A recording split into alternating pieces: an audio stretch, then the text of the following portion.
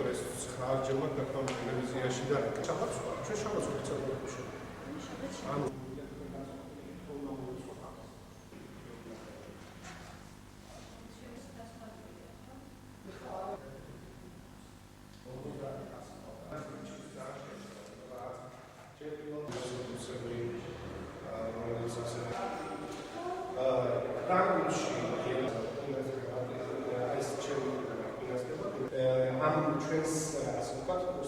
სულ ცოტა ხანში უმოკლეს ვადაში უკვე დაიწყება მასწავლებელთა გადამზადება, მათი დატრენინგება, ანუ ეს იქნება ერთ-ერთი ახალი მიმართულება ფონდისა, ხოლო რაც შეეხება თვითონ ფონდს, ფონდი ისევ განაგრძობს თავის საქმიანობას, ანუ აქ მე გულისხმობ უცხოენების შესწავლას.